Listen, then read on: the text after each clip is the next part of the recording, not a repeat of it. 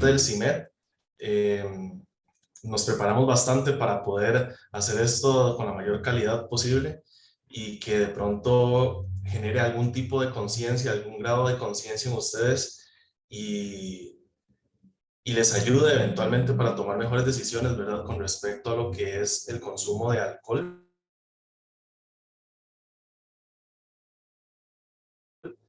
La charla trae por nombre lo que es prevención y riesgos del consumo problemático. Eh, Voy a compartir, a ver.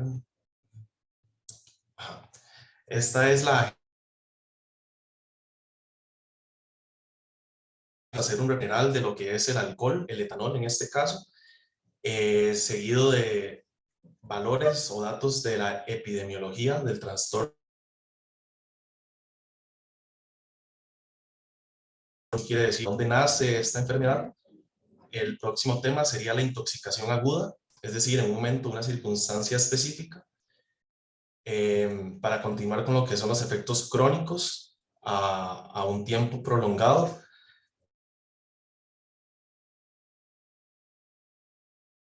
El impacto en la sociedad y la relación con los medicamentos. Para conocer el alcohol, me gustaría primeramente de mencionarles que es una molécula química bastante sencilla. Este grupo OH lo que permite es que tenga una permeabilidad que pueda andar en lugares acuosos del cuerpo, es decir, en la sangre. Esto le da la posibilidad de andar en sangre fácilmente. Cadenita aquí de carbonos le da la posibilidad de estar en zonas grasosas. Eso lo vamos a ver un poquito más adelante, pero esto es principalmente para conocer la molécula de primera mano. Estos son algunos datos generales con respecto al etanol, que es el único alcohol, si bien existen muchos otros alcoholes como el metanol o el etileno, por ejemplo. El etanol es el único que es adecuado para beber y de hecho es el compuesto químico más consumido a nivel mundial por los seres humanos. Es una sustancia psicoactiva, lo que quiere decir que va a actuar a nivel del sistema nervioso central, deprimiéndolo, como vamos a ver más adelante. Esto significa que sea depresor, va a provocar efectos o fenómenos de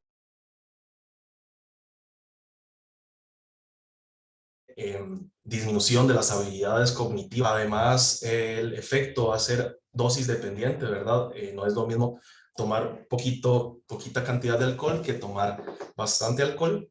Y como les decía, a partir de ahora, tejidos líquidos lo vamos a mencionar como sangre, ¿verdad? Que es la parte acuosa del cuerpo, del organismo.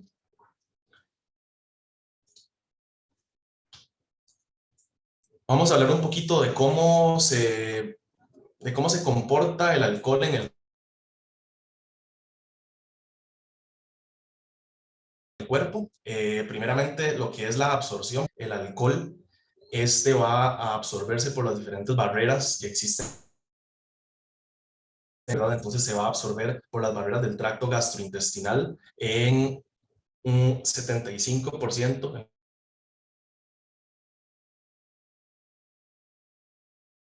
Esta imagen nos ayuda a ejemplificar esto, donde el 70% del alcohol se va a hacer en el estómago. La biodisponibilidad de este concepto es muy importante para entender la cantidad de alcohol o la cantidad de sustancia que va a pasar del estómago a la sangre. Entonces, la biodisponibilidad va a depender de si hay presencia de comidas en el estómago, bebida. También va a estar muy implicado en lo que son las hormonas del ciclo menstrual, dependiendo de la fase del ciclo.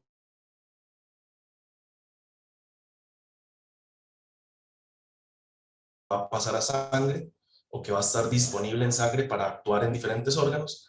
Y también la biodisponibilidad va a depender de mutaciones genéticas, sobre todo mutaciones genéticas a nivel de proteínas que se encargan de metabolizar el alcohol en el cuerpo. Hay personas que pueden ser metabolizadoras muy rápidas e ingieren alcohol y de pronto les pasa como muy rápido y no les hace mucho efecto. Como por otro lado pueden haber personas que tienen metabolización más lenta y por lo tanto la misma cantidad de alcohol puede provocar más efecto puesto que se elimina más lentamente del cuerpo. Una vez que el alcohol se consume, que se absorbe en el cuerpo, dura aproximadamente entre media hora y 1 hora y media para alcanzar la mayor cantidad, perdón, la mayor concentración en sangre. ¿Cómo se distribuye en el cuerpo el etanol? Bueno, se va a distribuir, ¿verdad?, por los tejidos líquidos, es decir, la sangre, y por los tejidos grasos, como ya lo vimos, pero en una relación donde va a ser principalmente distribuido en líquidos. ¿Qué repercusión tiene esto? Bueno, en lo que son personas mujeres, personas con obesidad o personas adultas mayores, ellas van a tener un mayor riesgo porque presentan una característica en común y es que tienen más grasa. Son personas que tienen más grasa y como dijimos que el alcohol se distribuye principalmente por tejido líquido, entonces al tener más grasa va a estar más presente en sangre, provocando efectos en diferentes partes del cuerpo. O sea, se va a almacenar más poquito y se va a distribuir por todo el cuerpo porque la grasa es mayor en el cuerpo. También es importante mencionar que se distribuye en el cerebro porque atraviesa la barrera hematoencefálica. La barrera hematoencefálica es la barrera que cubre el cerebro y la protege, pero el alcohol, el etanol, tiene la posibilidad de poder penetrarse en esta barrera y por eso es que hace los efectos a nivel de cerebro. También atraviesa la placenta, la barrera de la placenta la va a atravesar y está totalmente contraindicado, es decir, prohibido tomar etanol en condición de embarazo porque puede afectar al feto. Y por otro lado, también el alcohol puede distribuirse en pulmones. Por eso es que cuando una persona está conduciendo bajo los efectos del alcohol, se le puede hacer una alcoholemia con el aliento y se puede calcular la concentración que hay en sangre por medio de la exhalación, porque el alcohol se puede distribuir también a nivel de pulmones y obviamente uno va a tener un aliento a alcohol. ¿Cómo se elimina el etanol? Bueno, el etanol se elimina principalmente en un 99% por medio de metabolismo hepático, es decir, por el hígado. Esto es importante tomarlo en cuenta a la hora de consumir medicamentos, porque los medicamentos también tienen esta vía de eliminación en común y al estar interactuando el medicamento con el alcohol, puede provocar, como vamos a ver más adelante, puede provocar muchos fenómenos dentro del cuerpo y muchos fenómenos a nivel de hígado, que es el que se ve más afectado. También hay otras vías de eliminación frecuentes para el etanol, como lo son la orina a nivel de riñones, ¿verdad? Se puede eliminar por heces, se puede eliminar en el sudor y, como dijimos anteriormente, por medio del aire exhalado. Ahora bien, la capacidad metabólica va a ser mayor en tomadores crónicos. ¿Por qué? Porque hay un fenómeno, hay un concepto importante a tomar en cuenta que es la tolerancia. Es decir, cuando una persona es una tomadora crónica o una persona que tiene eh, mucha costumbre al alcohol, va a metabolizar el alcohol de una forma más rápida y por lo tanto la dosis que debe ingerir cada vez va a ser mayor, puesto que la dosis inicial que usaba originalmente ya no proporciona el mismo efecto, dado que el cuerpo se acostumbra, se hace más tolerante al alcohol. Ahora bien, el trastorno por consumo de alcohol, o popularmente dicho alcoholismo, se nombra así como TCA por la Asociación Estadounidense de Psiquiatría.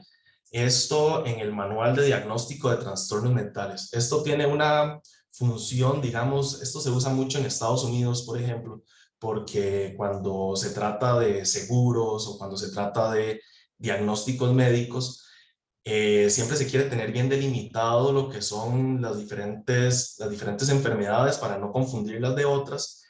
Y entonces esta Asociación Estadounidense de Psiquiatría coloca el trastorno por consumo de alcohol dentro del gran montón de trastornos de consumo en este manual, que es el más reciente. Es el último que salió, pero eso está en constante evolución. Sin embargo, el más reciente es el 5, que salió en el 2013.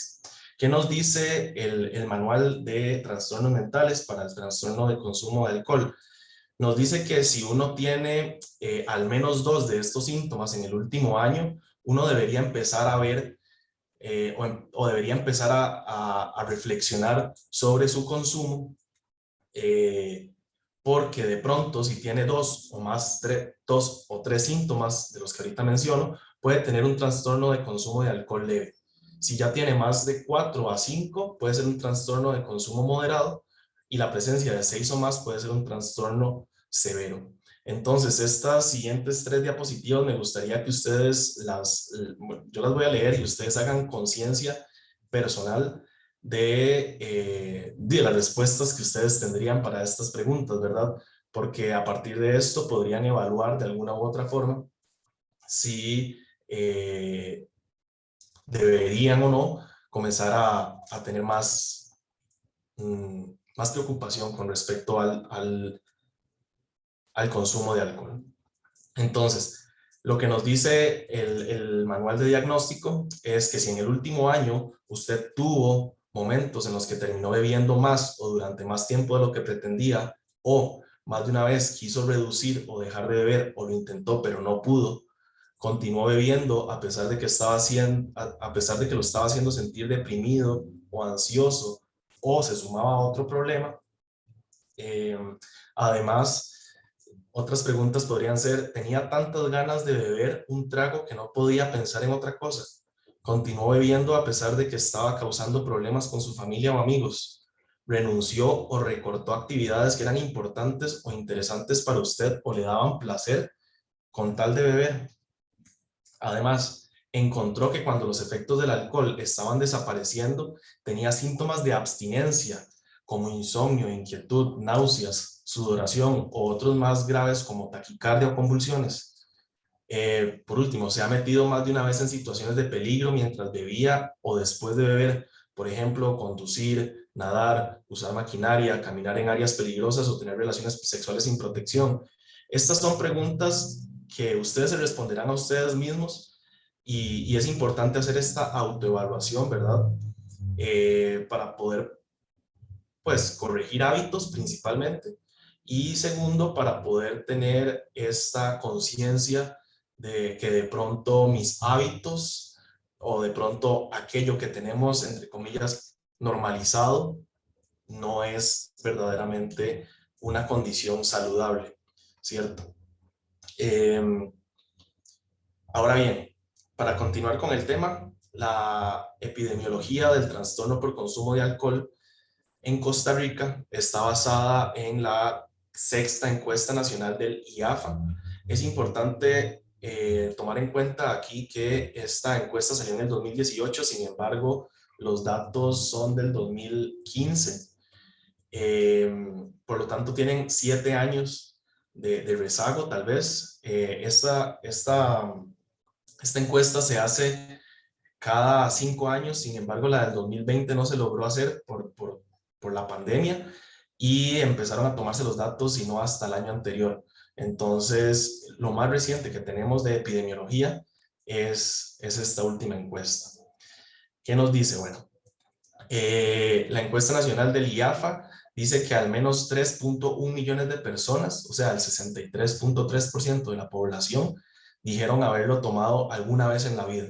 Ojo, esto que lo hayan tomado una vez en la vida no quiere decir que tenga un trastorno por consumo de alcohol, ¿verdad? Tampoco es como que por tomarlo una vez ya uno tiene una dependencia, pero al menos es importante para hacernos ver que el 63% de la población ha ingerido en algún momento la sustancia, y pues ver lo normalizado que está, ¿verdad? Dentro de la cultura costarricense. También 1.4 millones de personas dijeron haberlo tomado en el último mes. Esto es casi 28% de la población que tomó alcohol en el último mes. Igual, insisto, esto no es que tengan trastorno, pero sí es un grado de conciencia para darnos cuenta que se bebe mucho alcohol, el 28% de la población.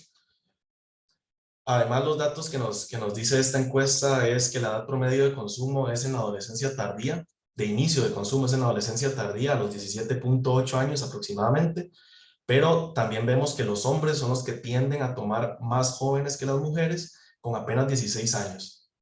Las mujeres en promedio es ya siendo mayores de edad. A nivel mundial, ¿qué nos dicen los datos a nivel mundial? La Organización Mundial de la Salud igualmente publica los datos en el 2018, por lo tanto son datos que de pronto están tal vez un poquito desactualizados, pero son los últimos que tenemos y estamos a la espera de los más recientes.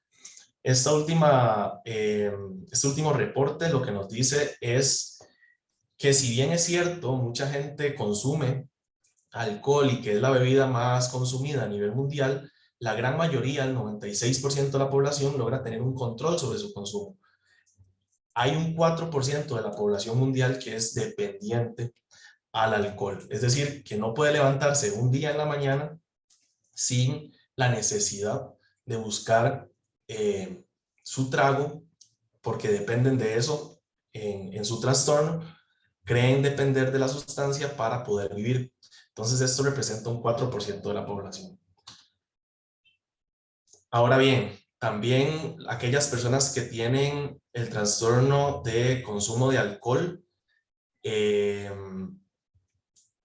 tratan o intentan buscar terapia de rehabilitación, suelen recaer en menos de un año. Un 80% de la población suele recaer en menos de un año de haber tenido la terapia de rehabilitación. Aquí es muy importante este dato, sobre todo para promover la concientización de que el paciente con el trastorno de consumo de alcohol es un paciente crónico, es decir, es una enfermedad que lo va a acompañar durante toda la vida y que es probable, en un 80% la probabilidad es muy alta de que vaya a recaer en algún momento de la vida. Sin embargo, esto no tiene que ser un motivo eh, para crear un juicio de valor sobre la persona, que si yo tengo algún familiar o algún amigo que recayó y uno no debería tratar de empeorar la condición del paciente por, eh, por haber recaído, sino más bien es la importancia de la concientización del acompañamiento, del apoyo, del evitar que el paciente vuelva a recaer y se mantenga nuevamente por la vía de por la vía del consumo saludable o del no consumo, mejor dicho, en vez de atacarlo de alguna u otra forma. También este mismo reporte de la OMS nos dice que en este año, bueno, para este reporte, serán 3 millones de muertes anuales solo en Estados Unidos, ya sea muertes directas a causa de intoxicación del alcohol, que la persona tomó tanto que se murió por haber tomado, o por causas indirectas, que porque tomó y tuvo un atropello, o porque tomó y tuvo un accidente, o porque tomó y provocó algún tipo de violencia. Esto se traduce en 3 millones de muertes anuales en Estados Unidos por consecuencia del alcohol, directa o indirectamente. Pero a mí no me gustaría verlo con números, porque a pesar de que son números gigantescos de 8.200 muertes al día, no son solamente números, son personas, son pacientes, son hijos, son mamás, son abuelos, son compañeros de novios, esposos, son personas que tienen una vida, que tienen toda una historia y que se están muriendo a causa de un consumo que se hizo problemático al momento de la vida, que tal vez al inicio ni siquiera tenían la conciencia de pronto de que estaban tomando una mala decisión que lo iba a llevar en un futuro a repercusiones súper dañinas y por cuestiones psíquicas, genéticas o sociales, lo llevaron a morirse por un trastorno, por una enfermedad asociada al consumo de alcohol. Etiología es básicamente lo que mencionaba, ¿verdad? La etiología es cómo nace la enfermedad, de dónde es que surge esta enfermedad. La enfermedad es multifactorial, depende de diferentes factores. Va a depender del componente psicológico, del componente social, cultural y del componente genético. Aquí me gustaría hacer un hincapié en la parte genética porque un paciente que tiene dentro de sus genes o dentro de su árbol genealógico algún familiar que fue alcohólico o que tuvo alguna u otra dependencia, no solo el alcohol, sino que padeció algún otro trastorno de dependencia, eh, va a provocar que alguna otra persona de su árbol genealógico mantenga este gen y pueda desencadenar eventualmente un trastorno de consumo. Entonces, solo el componente genético de la enfermedad se dice que es aproximadamente un 50% de la etiología de la enfermedad. También está la parte psicológica, ¿verdad? Que en este caso es en dos factores. Número uno, cómo me percibo yo, digamos, cómo me percibo yo como tomador, o la relación que yo tengo con la sustancia. Y esto aplica no solo para el alcohol, sino en general, esto aplica para cualquier dependencia con cualquier sustancia. El factor psicológico va más asociado con el grado de relación que yo tengo con la sustancia y entonces dependiendo de esto puede agravarse la enfermedad o no. Obviamente también la parte social y cultural, ¿verdad? Aquí hay que ver al individuo en toda su parte integral, en la parte individual, en la parte familiar, en la parte de amistades, en la parte de en qué tipo de mundo se rodea. Y por supuesto, esto puede multiplicarse el riesgo si ya de por sí yo tengo un componente genético, ya tengo un componente psicológico y ya tengo un componente sociocultural que me invita a mí a consumir alcohol, obviamente el riesgo se va a multiplicar con estos otros factores, ¿verdad? Si yo comencé a tomar alcohol desde una temprana edad, tengo un riesgo mayor a padecer el trastorno. Si tengo un consumo excesivo durante un periodo prolongado, por ejemplo, me fui de paseo con un grupo de amigos durante una semana y toda la semana pasamos bebiendo. Cuando regresamos del paseo, yo voy a sentir esta sensación de, pucha, algo me falta. Ya tal vez dejé de tomar, pero voy a tener estos síntomas de abstinencia. Entonces ahí yo de pronto genero un trastorno por el consumo. También, por supuesto, el riesgo se va a multiplicar si hay una influencia de familiares. Si yo veo que mi familia es súper normalizado y en todas las fiestas, hasta en la fiesta de los chiquitos, ¿verdad? De 1 o 2 años están bebiendo. Si mis amigos beben u otros modelos a seguir, también el riesgo se va a multiplicar si yo padezco depresión o algún otro problema de salud mental. Esto está muy asociado también con que recurran al alcohol o a otras sustancias para alejarse, ¿verdad?, de estos trastornos de salud mental. Además, el riesgo se multiplica si hay antecedentes de trauma psicológico, físico o sexual en el paciente. Y, por supuesto, la manera atractiva en la que se presenta el consumo de alcohol en medios de comunicación y eventos masivos va a provocar en la psique, en el elemento psicológico de la persona, que el consumo de alcohol es algo normal, es algo bueno, ¿verdad? Eh, Ahora bien, vamos a hablar sobre la intoxicación aguda. Me gustaría saber si tienen alguna duda, es que no me sale lo del chat, pero me gustaría saber si hasta ahora tienen alguna duda con respecto a esto último, de la etiología. Es que no me sale el chat. Recuerden que también si alguien gusta abrir el micrófono, puede hacerlo. De momento no tenemos ninguna en el chat, ¿o sí? Perfecto, continuamos.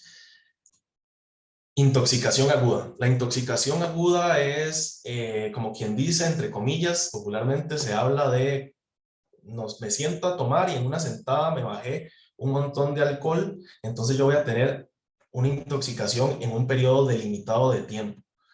Eh, Ahora bien, por supuesto, esta intoxicación aguda va a variar, ¿verdad?, entre las personas, por lo que hablamos ahorita de la tolerancia, dependiendo de la tolerancia que tenga la persona, va a necesitar ingerir más cantidad. También va a depender, obviamente, de la cantidad ingerida, no es lo mismo que en un intervalo de tiempo yo me tome 3 cervezas, a que en ese mismo intervalo de tiempo me tome 1 litro entero de whisky, por ejemplo.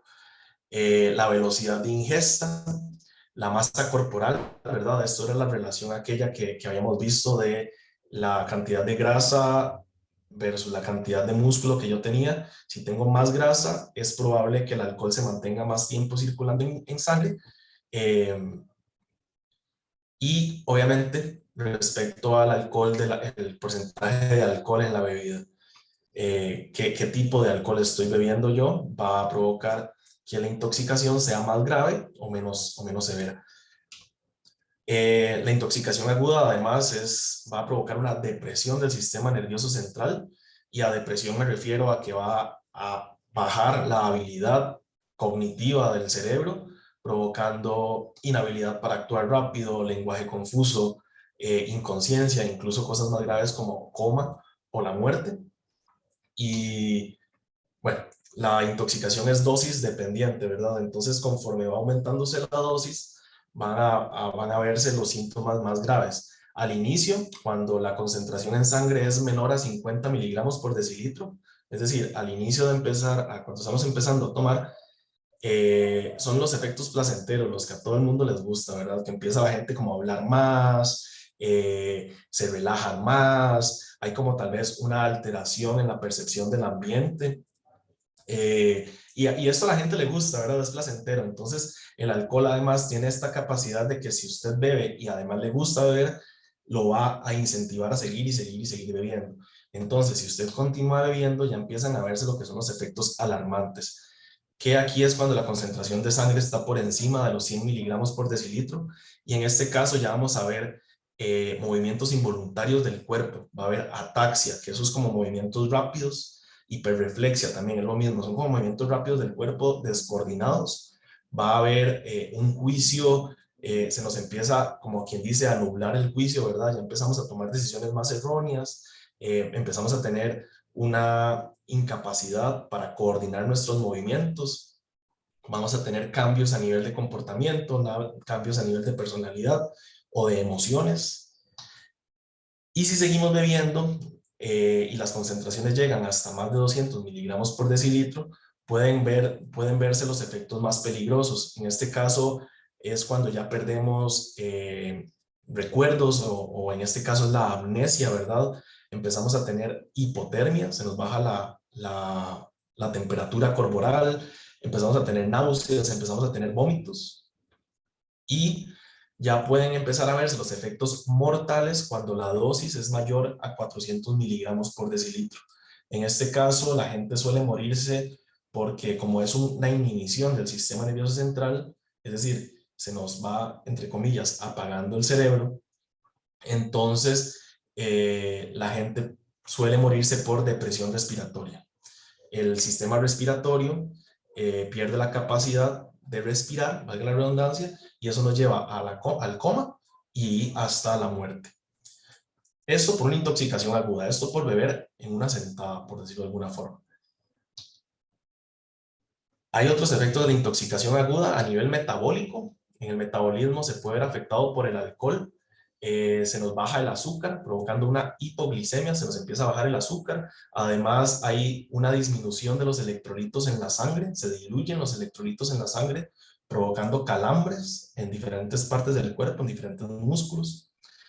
Se van a ver síntomas de vasodilatación periférica. Esto quiere decir, se dilatan los vasos sanguíneos en todo el cuerpo, lo que nos lleva a una caída brusca de la presión arterial y también a una caída brusca de la temperatura corporal, y se empiezan a ver reflejos de taquicardia en el corazón. Por otro lado, a nivel de sistema digestivo, aumenta el peristaltismo, es decir, aumenta el movimiento del intestino, y por lo tanto las personas que están bajo los efectos del alcohol suelen sufrir de diarreas. También el alcohol es corrosivo para las paredes del estómago, provocando gastritis, hasta úlcera gástrica, y obviamente generando un dolor abdominal importante. Ahora bien, los efectos externos, ya no en el cuerpo como tal, sino a nivel externo, va a aumentar los riesgos de accidentes, ¿verdad? Por efectos de la intoxicación aguda. Entonces el paciente va a estar más propenso a algún trauma, alguna caída, o por el contrario, a generar violencia sobre una tercera persona. Eso se traduce a una mayor estancia hospitalaria, ¿verdad? Y a una dificultad para entubar o suturar. ¿Por qué? Porque el cuerpo, al estar cargado de alcohol, la sangre al estar con alcohol no coagula, y si usted tiene una cortada, si tiene algún trauma, la sangre no coagula y es difícil la capacidad para suturar. y para entubar también en caso de que se tenga que hacer algún lavado gástrico, etc. Impacto en la sociedad. En este apartado me gustaría hacer conciencia, porque de pronto a veces vemos el alcohol únicamente como los efectos que se provocan dentro del cuerpo, pero no vemos como a nivel macro el impacto que puede generar a nivel social, no solamente sobre el individuo ni la familia, sino ya a nivel de productividad de una economía o de una sociedad en general. A nivel de salud pública, bueno, obviamente, ¿verdad? Vamos a estar propensos a lesiones y accidentes. El alcohol además está asociado a aumentar la tasa en los índices de suicidio. El alcohol además, como a diferencia de cómo se trata de mencionar, con otras drogas, el alcohol es realmente la que se ha visto y la que tiene documentada y evidenciada información de que es la sustancia que de ingreso a drogas más fuertes. Todos conocemos, me gustaría que fuera presencial para que alzamos la mano, pero todos conocemos a alguien que cuando toma dice, bueno, voy a fumarme un cigarro, o cuando tome, está muy borracho, bueno, tratemos de bajar esta borrachera con cocaína, ¿verdad? Entonces es la sustancia que está realmente asociada a entrada a drogas más fuertes, provocando obviamente una lesión en la salud pública. Y como vimos anteriormente, accidentes es igual a mayor gasto en salud por estancia hospitalaria o por medicamentos, etc. Impactos legales a nivel de pues consecuencias legales.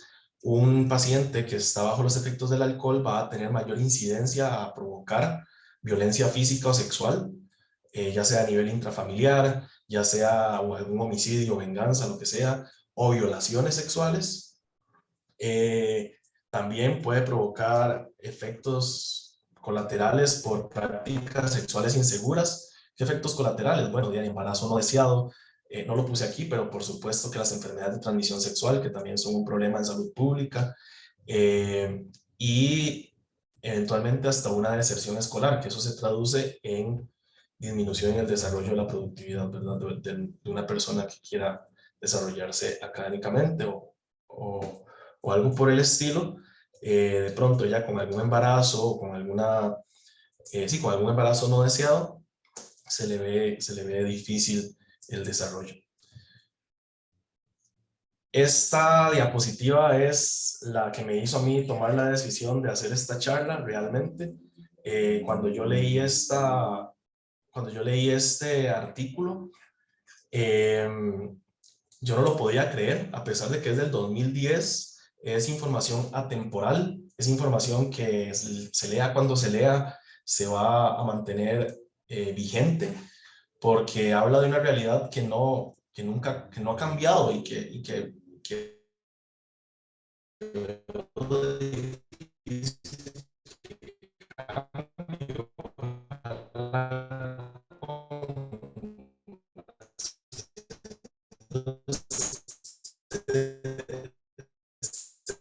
tipo de vigente hasta el día de hoy. Este artículo, que es de The Lancet, esta revista The Lancet es de las más prestigiosas de salud y en realidad de ciencias en general a nivel mundial, si no la más prestigiosa, está por lo menos top 3.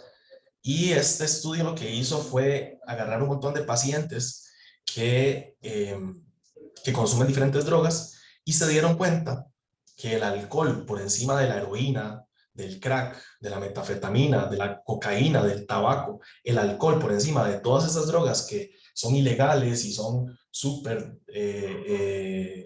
temidas, en contraparte con el alcohol que es súper normalizado y que todo el mundo lo consume, el alcohol es la droga que más repercusiones tiene, no solo sobre el usuario, sino sobre la sociedad, por encima de heroína, de cocaína, de crack, etc. Si bien es cierto, ¿verdad? De la parte azul lo que nos dice es que son los daños sobre el usuario, si bien es cierto, los daños sobre el paciente no son comparables tal vez con los daños sobre el paciente que tiene la heroína, pero los daños sobre otros, sobre la sociedad, son muchísimo mayores que con cualquier otra droga. Entonces veamos aquí la real importancia de hacer una conciencia de, ok, es normalizado, pero ¿hasta qué punto, verdad? O sea, ¿hasta qué punto que sea normalizado quiere decir que sea saludable, que sea bueno, que sea gracioso, que sea satisfactorio? Porque realmente el daño y el perjuicio que hace sobre los demás es muy significativo. ¿Por qué? Bueno, va a tener un costo productivo y económico, ¿verdad? Eh, el daño sobre la sociedad de un paciente que padece de trastorno por consumo de alcohol se va a ver reflejado obviamente en su trabajo, ¿verdad? Un paciente que está bajo los efectos del alcohol o bajo los efectos de la abstinencia por alcohol o de la resaca, por supuesto va a rendir mucho menos a nivel de trabajo, y eso se quiere decir que va a haber menos productividad a nivel de la empresa o a nivel del Estado si trabajara para la función pública. Por otro lado, también, ¿verdad? Tiene un costo económico todo lo que dijimos de los accidentes, por un mayor gasto en salud, un mayor gasto en medicamentos y en estancia hospitalaria. Sí, entonces con esto me gustaría insistir en este punto, que no solamente los efectos sobre el paciente, sino también los efectos sobre todas las personas que están alrededor de nosotros. Y a partir de esto poder de pronto empezar a cuestionarnos los comportamientos, ¿verdad? Y empezar a cuestionar esas cosas que tenemos normalizadas. Ahora bien, efectos a nivel crónico. Es decir, ¿qué le sucede al cuerpo, al cuerpo de un tomador que ha ingerido alcohol durante muchísimos años, y los efectos, digamos, a largo plazo? Yo los separé por sistemas. El primero que quería ver es el sistema hepático y perdón, y el sistema pancreático. Me disculpan un toquecito, perdón.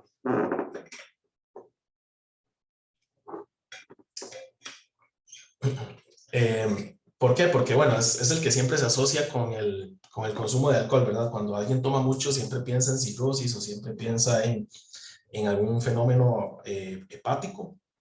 Esto sucede porque, como dijimos anteriormente, el metabolismo del alcohol o la forma en la que el cuerpo procesa y elimina el alcohol es mediante reacciones químicas. El alcohol, como lo vimos en la primera diapositiva, es una molécula química, y en presencia de proteínas y en presencia de diferentes elementos del cuerpo que lo usan para metabolizar, va a resultar en productos de esas reacciones químicas como radicales libres. Otro producto es el acetaldehído, este es importantísimo.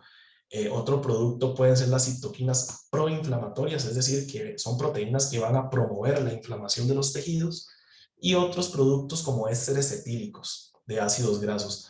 Todos estos productos en conjunto en el proceso de metabolización del alcohol dentro del hígado, en el proceso de eliminación de la sustancia en el hígado, va a provocar daños en los tejidos. Aquí en esta imagen lo que se puede observar es que hay una célula normal, ¿verdad? Una célula saludable, que en presencia de todos estos radicales libres del acetaldehído y todos estos, va a generar un estrés oxidativo, es decir, va a envejecer a la célula hasta llevarla a la muerte celular. Si esto lo estamos viendo como una célula individual, pero si eso lo juntamos en millones de células de un tejido, de un órgano, se va a traducir en el daño o en una insuficiencia de ese órgano como tal. Todo el tejido se va a dañar, provocando entonces pancreatitis, enfermedades como hígado graso, como hepatitis, fibrosis hepática o cirrosis, ¿verdad? Entonces esta es la razón por la que el alcohol se asocia con daños en los tejidos del hígado y del páncreas. A nivel del sistema nervioso central, les comentaba al inicio que el alcohol logra atravesar la barrera hematoencefálica, que es la barrera que protege y cubre al cerebro y a la médula espinal. Y como logra atravesarlo, entonces va a provocar efectos sobre estos órganos. El alcohol, perdón, el cerebro también tiene la capacidad de metabolizar al alcohol, igual que el hígado, generando desechos tóxicos como el acetaldehído, que también va a generar o provocar estos daños, pero ya a nivel de cerebro. Y entonces lo que vamos a ver a nivel del sistema nervioso central van a ser afectaciones de neurotransmisores, es decir, de las hormonas del sistema nervioso central. Va a haber afectación a nivel de neuronas, que son los elementos básicos, ¿verdad? Eh, las células más importantes, no solo del cerebro, sino me atrevería a decir que casi que las células más importantes del cuerpo. Eh, y obviamente va a generar efectos dañinos a nivel de materia gris, es decir, a nivel de las diferentes cortezas del cerebro. Entonces, neurotransmisores, por ejemplo, existe el neurotransmisor que se llama GABA. El neurotransmisor GABA es el neurotransmisor inhibitorio por excelencia, es el que va a hacer este efecto de inhibición de la capacidad del cerebro, es el que va a ir bajando las revoluciones al cerebro y por lo tanto es donde se va a empezar a ver todos estos fenómenos de incapacidad para hablar, incapacidad para moverse, etc. También hay otro neurotransmisor que se llama glutamato. El glutamato es el que se asocia con con la excitabilidad del cerebro, con la excitabilidad de los movimientos, con la excitabilidad en general. Y entonces una persona que deja de tomar alcohol cae en abstinencia y por esa misma estimulación del glutamato puede llegar en abstinencia hasta provocar convulsiones por esa excitabilidad extrema en el cerebro. Otro neurotransmisor, por ejemplo, está la dopamina, que es el que se encarga principalmente del placer. Es la hormona, es el neurotransmisor encargado del placer, de la recompensa. Si yo tomo alcohol, la dopamina me da recompensa y por eso es que me siento bien. Entonces, por eso es que está asociada al trastorno de dependencia, porque la dopamina me dice a mí, siga consumiendo, siga consumiendo, siga consumiendo. A nivel de materia gris, quiere decir efectos en diferentes cortezas del cerebro, en la corteza visual, por eso vamos a tener efectos a nivel de visión, vamos a tener en la corteza daños a nivel de corteza, entonces vamos a provocar fenómenos de disminución de aprendizaje, disminución en la comunicación, disminución en la memoria, disminución en los movimientos, etc. Entonces, a nivel de sistema nervioso central, los cambios neuroquímicos, conductuales y neurotóxicos. A partir del alcohol se van a destruir astrocitos y microglía. Los astrocitos y la microglía son las células de soporte de las neuronas, son las células que le dan nutrición, que le dan inmunidad a las neuronas, las protegen, las alimentan, ¿verdad? Entonces el alcohol al destruirlas va a dejar más vulnerables a las neuronas para que sufran de los efectos negativos del alcohol. Además, muerte celular, ¿verdad? La neurodegeneración, que era lo que les mencionaba ahorita, ¿verdad? Que está asociado a esta parte de déficit cognitivo, ¿verdad? De la memoria, el aprendizaje, la comunicación, del comportamiento. Voy a saltar un momento estos conceptos de recompensa, ya los retomo en un segundo. El alcohol además va a hacer cambios a nivel de regulación emocional en las emociones, ¿verdad? La depresión o la ansiedad es como un juego de doble vía. No se sabe a ciencia cierta si la depresión es la que me lleva a mí a comportamientos riesgosos de consumo o si el comportamiento riesgoso de consumo es el que me lleva a mí a depresión. Es como un tira y encoge hacia ambos sentidos. Y por supuesto, el daño en el tejido va a provocar cáncer eventualmente. Ahora sí, retomando estos conceptos de recompensa, tolerancia, dependencia, abstinencia y recaída. Lo que les mencionaba, ¿verdad? Anteriormente, que la dopamina es la que se asocia a la recompensa, es este disfrute, es esta sensación de embriaguez que yo disfruto y eso es la dopamina diciéndome a mí, estoy teniendo una recompensa por haber consumido. La tolerancia es cada vez mi cuerpo se hace más tolerante al alcohol, entonces tengo que aumentar la dosis para volver a sentir esas sensaciones placenteras, pero conforme voy aumentando la dosis voy aumentando el riesgo de sufrir una intoxicación aguda, ¿verdad? Entonces es evidentemente riesgoso. La dependencia, también asociada con la dopamina, es cuando ya yo digo, no puedo disfrutar de lo que antes disfrutaba si no tengo uno, dos o N cantidad de tragos adentro. Ya no disfruto salir a comer con mi mamá porque no estoy borracho o porque no tomé antes de eso, porque ocupo tomar, necesito, es esta, entre comillas, necesidad de ingerir la sustancia porque ya soy dependiente de ello, ya yo creo que no puedo vivir sin eso. La abstinencia es lo que sucede después de dejar de tomar o después de dejar de consumir la sustancia. Estos conceptos son para cualquier sustancia, ¿verdad? La abstinencia es cuando ya mi cuerpo más bien me pide a mí que lo vuelva a recompensar con la sustancia, y eso también está asociado a la dopamina, como diciéndome, bueno, ¿cuándo me va a dar de aquello que me gusta? ¿Cuándo me va a volver a estimular con la sustancia? Y entonces la abstinencia, que puede llevar desde temblores, desde sudoración, hasta convulsiones o vómitos, pues se han reportado casos de abstinencia donde la gente está tan ansiosa por querer consumir que se provoca el vómito de la misma ansiedad que le genera.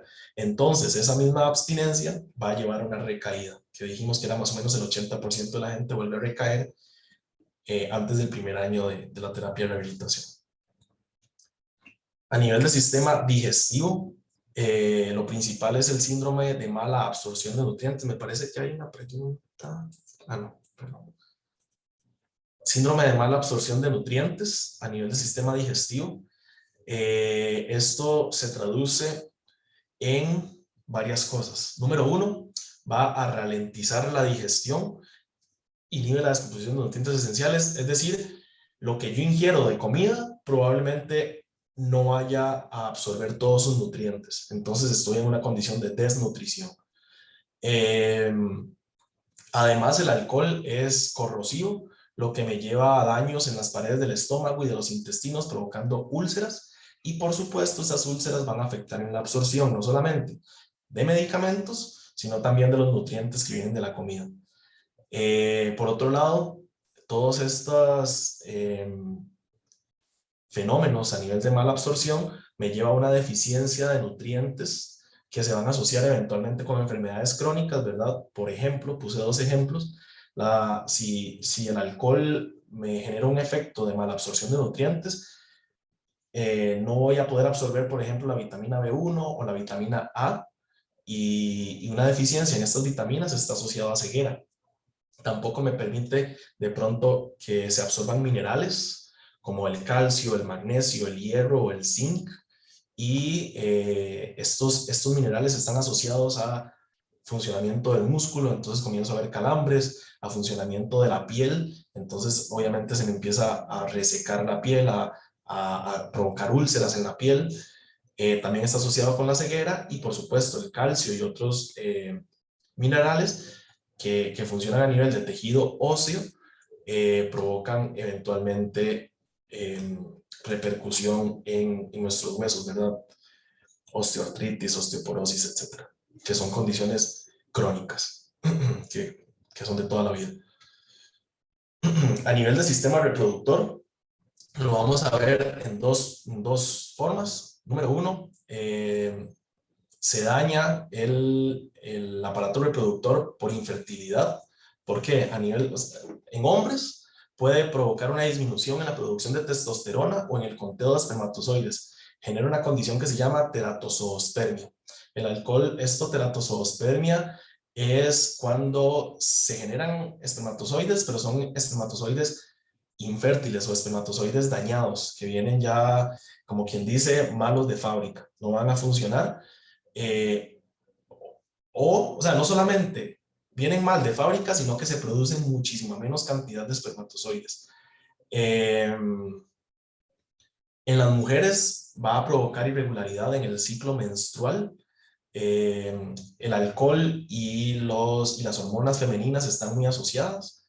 No solo que el alcohol las afecta y vuelve irregular el ciclo menstrual, sino también que en diferentes etapas del ciclo menstrual el alcohol puede actuar de distinta forma e intoxicar a una mujer más rápido o más lento, dependiendo del ciclo menstrual en el que esté. Se descontrolan los niveles de estrógenos y progestágenos en la mujer y provoca anovulación, es decir, que no permite que ovule la mujer, es decir, infertilidad. Además, a nivel del sistema reproductor, también va a afectar en el rendimiento sexual porque disminuye el alcohol, va a disminuir el deseo sexual, va a dificultar alcanzar el orgasmo, va a dificultar la erección y puede provocar el fenómeno de eyaculación precoz. Esto es importante tomar en cuenta que, si bien es cierto, estamos hablando de efectos crónicos, también sucede en una intoxicación aguda. Si usted está bajo los efectos del alcohol en un momento específico, puede también sufrir de una eyaculación precoz o de una disfunción eréctil o una disminución del deseo sexual, etc. Pero también, si usted es un tomador o tomadora de larga data, en algún punto de su vida esto puede trastornarse en un efecto ya crónico. Por último, el alcohol interacciona, por supuesto, con los medicamentos, ¿verdad? Ya creo que todos conocemos esto de que a veces el médico le dice no consuma este medicamento con alcohol. Si usted toma, si usted va a usar este medicamento, procure no tomar durante todo el tratamiento. ¿Por qué? Bueno, el alcohol va a tener repercusiones no solamente con medicamentos de venta libre, sino con medicamentos de receta, con terapias herbales, con todo. Pero, ¿qué es lo que provoca la interacción del alcohol con los medicamentos? Por un lado, va a disminuir la efectividad del tratamiento. Si yo tengo un daño en la tiroides, por decir algo, y yo necesito tomar un medicamento que me ayude a controlar los niveles de tiroides, y tomo alcohol, entonces nunca se me va a controlar la enfermedad de fondo, que es la tiroides. No es efectivo el tratamiento. O por el otro lado, va a disminuir la seguridad del tratamiento. Los medicamentos también son sustancias químicas que tienen sus rangos de toxicidad, y si estos rangos de toxicidad se alcanzan, van a verse los efectos adversos o los efectos no deseados, ¿verdad? Entonces, el alcohol puede disminuir ese umbral de seguridad y generar la aparición de efectos tóxicos o efectos adversos asociados al medicamento no deseados, bueno, por culpa del alcohol. Por ejemplo, aumenta riesgos cardíacos, problemas cardíacos, aumenta problemas del hígado. Como dijimos anteriormente, está muy asociado con la depresión. Puede provocar, por ejemplo, si usted toma un medicamento anticoagulante, puede generar sangrados internos importantes, no deseados, y descoordinación de la respiración, porque ya de por sí el alcohol está asociado con una disminución en la capacidad de la tasa respiratoria. ¿Cuáles son algunos medicamentos utilizados? Por ejemplo, bueno, perdón, antes de decir esto, sí me gustaría hacer una salvedad, dos salvedades. Uno, adultos mayores principalmente, ¿verdad? Hay que tener mucho cuidado porque son personas que suelen utilizar muchos medicamentos para diferentes condiciones, y además suelen tener más grasa. Entonces, si tienen más grasa, si toman muchos medicamentos y además consumen alcohol, va a provocar que el alcohol se mantenga durante más tiempo en el cuerpo, generando efectos no deseados asociados a la interacción con el medicamento, y eso durante más tiempo, porque la capacidad a veces de los riñones o del hígado de un adulto mayor o una adulta mayor está más disminuida, ¿verdad? Esa capacidad. Entonces, en adultos mayores hay que tener mucho más cuidado en cuanto a interacciones de medicamentos con el alcohol. Y por otro lado,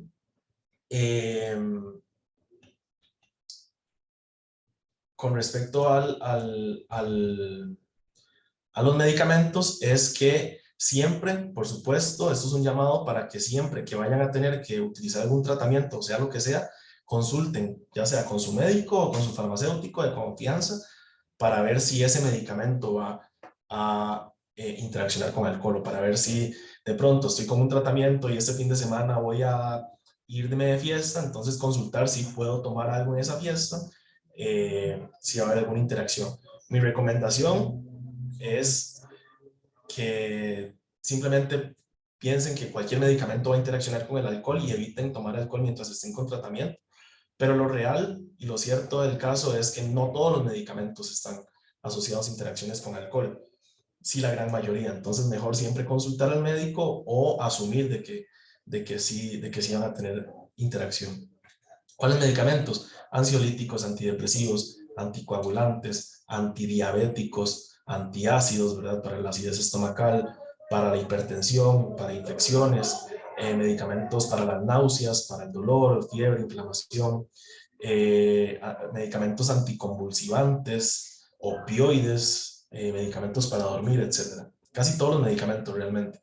Entonces, insistir en este caso de siempre consultar o de asumir de que están interaccionando. Para cerrar esta conversación, esta charla, me gustaría hacer dos enfoques, que es lo que me gustaría, digamos, que todos nos llevemos a la casa. Y es, número uno, cuestionarnos nuestros comportamientos, no porque nos parezca vacilón, porque sea la sustancia más consumida a nivel mundial, no porque en redes sociales o en videos de música o los cantantes o porque lo promocionen de una forma súper atractiva, no porque sea normal o porque sea algo así, quiere decir que sea bueno, saludable y de pronto cuestionarnos estos comportamientos de pronto nos lleva a tomar mejores decisiones, saber cuándo decir, no, ya tengo muchos tragos encima o saber cuándo evitar circunstancias de peligro, ¿verdad? Entonces, a este tipo de espacios ayudan como para empoderar a la gente con conocimiento y a partir de ese conocimiento poder tomar mejores decisiones. Entonces, siempre cuestionar nuestro comportamiento a pesar de que sea normalizado, a pesar de que sean ya incluso hasta hábitos de nuestra vida. Y por último, que para mí es hasta más importante, darnos cuenta de que aquel borrachillo de pueblo o aquel borrachillo de la familia o que a veces se trata muy prejuiciosamente o se estigmatiza mucho a la persona consumidora, sigue siendo una persona, sigue siendo un hijo, sigue siendo una mamá, sigue siendo un papá, sigue siendo una persona y es un paciente que requiere apoyo. Verlo desde un enfoque de paciente, no verlo desde un enfoque del estigma, no verlo desde un enfoque del prejuicio, sino verlo desde el paciente para poder apoyar, para poder... yo pienso también que cuando se ve desde el enfoque del paciente se pueden mejorar y ayudar a hacer más y mejores terapias de prevención, más y mejores terapias de rehabilitación y aquí la importancia de que se vea como un enfoque del paciente. Muchísimas gracias por conectarse a esta conversación.